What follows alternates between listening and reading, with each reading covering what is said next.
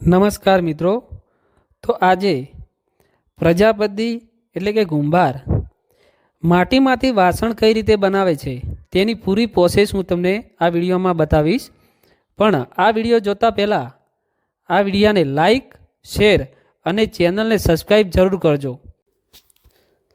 સૌ પહેલાં તેઓ ખેતરમાંથી માટી લાવે છે અને માટીને નાની કરી અને પછી પાવડાથી ટોકરમાં ભરી અને તે એની માટી ગાળવાની એટલે માટીને ઓગાળવાની જે કુંડી બનાવેલી હોય છે તે કુંડીમાં તેઓ નાખે છે.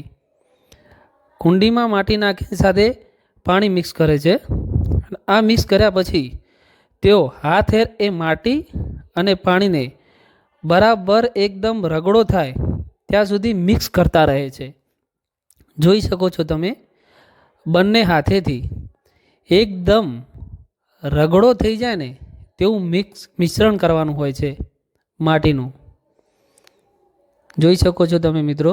અને આ રગડો થયા પછી તેને ચાળણીથી ગાળી અને કાઢવામાં આવે છે ને જેવું બનાવેલું હોય છે ચોરસ, જેમાં તે માટી ગાળતા હોય છે.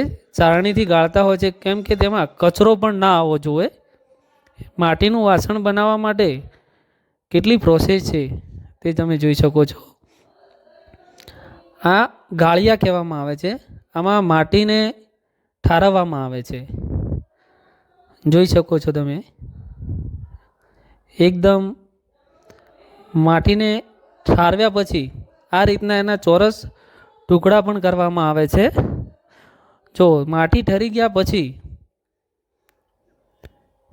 આગળ તમે જોઈ શકો છો કે માટીના ચોરસ અમુક ટુકડા કર્યા છે અને આ ટુકડા કર્યા પછી માટીને ભેગી કરવામાં આવે છે એક જગ્યાએ. જો અહીંયા લાવીને અહીંયા તેને ભેગી કરવામાં આવે છે અને ભેગી કર્યા પછી તેને માટીના મિશ્રણ કરવાનું મશીન હોય છે. એકદમ મિશ્રણ થઈ જાય માટી, તેનું મશીન આવતું હોય છે અને આ મશીનમાં માટીને દબાવીને નાખવામાં આવે છે અને બીજી બાજુએ મિશ્રણ થયેલી માટી એ બાજુ એકદમ નીકળતી હોય છે. જુઓ મિત્રો તમે, આ મશીન છે અને એના પછી એ માટીને અમુક ભાગ લઈ અને એને ચાકડા ઉપર ચડાવવામાં આવે છે. અને આ કળા ફક્ત ને ફક્ત ભગવાને કુંભારને જ આપેલી છે કે માટીનું વાસણ તો ફક્ત કુંભાર જ બનાવી શકે અને ચાકડા ઉપર પણ વાસણ ફક્ત કુંભાર જ બનાવી શકે. જો મિત્રો કેવી કળા છે. હાથથી કોઈ પણ બીવું નથી, કોઈ પણ એની ડાય નથી. ફક્ત હાથના ઉપયોગથી ચાકડા ઉપર એનો જે લુક આપવો, એનો જે આકાર આપવો, એ કુંભારને જ ફક્ત એ વરદાન આપેલું છે ભગવાને. તો જો મિત્રો, એક માટીના ટુકડામાંથી આ કેવો આકાર આપી રહ્યા છે તમે જોઈ શકો છો. ચાકડો ફરતો રહે છે અને કુંભાર તેને માટીને વાસણના આકાર આપતો રહે છે. જોઈ શકો છો મિત્રો તમે, કેવું સરસ મજાનું માટલું તૈયાર થાય છે ચાકડા ઉપર. આ કાચું માટલું તૈયાર થાય છે હજુ. જો મિત્રો, કેવો સરસ મજાનો ઘાટ આવે છે. ચાકડો ફરે ને કુંભારના હાથ ફરે ને એમ તે આકાર લેતું હોય છે. કુંભારના હાથ ઉપર જ તેની કળા હોય છે. જો મિત્રો, માટલું બનીને તૈયાર થઈ ગયું છે. હવે તેને નીચેથી કટિંગ કરી અને લઈ લેવામાં આવે છે.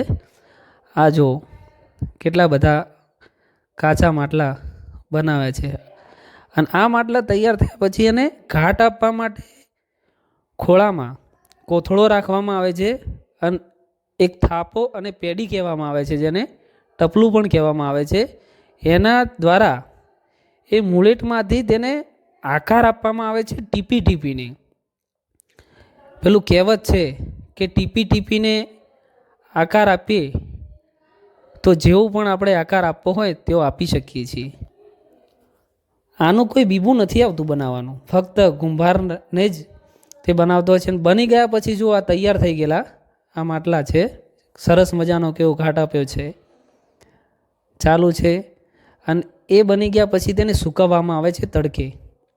આ તડકે સૂકવવા મૂક્યા છે, નાના મોટી સાઈઝના હોય છે. સુકાઈ ગયા પછી તેને કલર કરવાનો હોય છે. કલર કરવા માટે પણ તેને ચાકડા ઉપર ચડાવવામાં આવે છે અને રમચી કહેવાય એ રમચીથી અને કલર કરવામાં આવે છે. જો કલરકામ પણ બહુ સારું એવું ચાલતું હોય છે. આ કલરકામ પ્રોસેસ ચાલુ છે. અને કલર થઈ ગયા પછી તેને એક બાજુ મૂકવામાં આવે છે. કલર પણ બહુ ઝીણવટપૂર્વક કરવાનો હોય છે.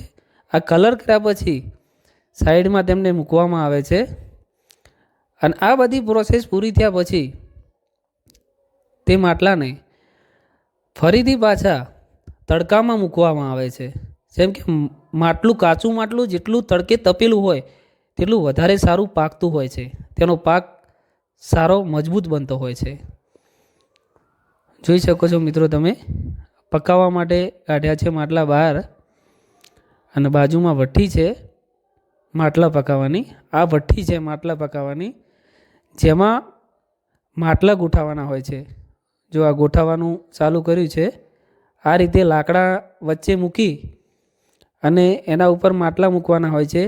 ફરીથી લાકડા મૂકવાના, ફરીથી માટલું મૂકવાનું, એમ આખી પ્રોસેસ હોય છે અને કમ્પ્લીટ માટલા ગોઠવવાના હોય છે.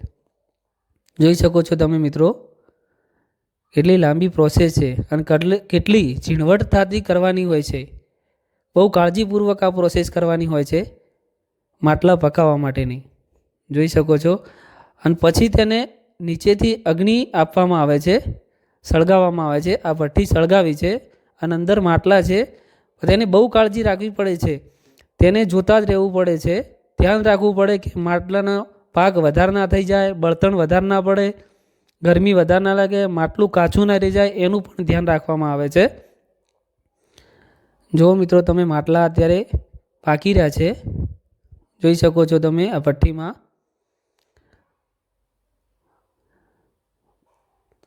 માટલા પાકી રહ્યા પછી એને ખોલવામાં આવે છે. જુઓ તમે, માટલા પાકી રહ્યા પછી એમને બહાર કાઢવામાં આવે છે. જોઈ શકો છો તમે મિત્રો, આ ભઠ્ઠીમાંથી માટલા હવે બહાર કાઢી રહ્યા છે. આ કમ્પ્લીટ માટલા થઈ ગયા છે, પાકીને તૈયાર. આ એની પ્રોસેસ છે. અને ક્યારેક નુકસાન પણ જતું હોય છે. જુઓ તમે, કેટલું નુકસાન પણ છે. કેટલાક માટલા ફૂટતા પણ હોય છે. એમનું બહુ નુકસાન હોય છે. જોઈ શકો છો મિત્રો તમે, કેટલા તૂટી ગયેલા પડ્યા છે બહાર. અને જે કમ્પ્લીટ માટલાઓ છે, માટીના વાસણ છે, તેને બાજુમાં ગોઠવવામાં આવે છે. અને એ માટલા આપણા ઘર સુધી આવતા હોય છે ટ્રાન્સફરમાં થઈને. એ ટ્રાન્સફર કરાવે છે અને ત્યાંથી પછી આપણા ઘર સુધી આવતા હોય છે.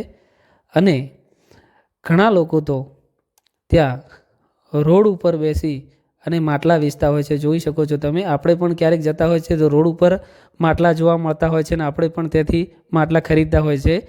અને આવા નવા વિડીયો જોવા માટે અમારી ચેનલને સબસ્ક્રાઈબ કરવાનું ના ભૂલતા.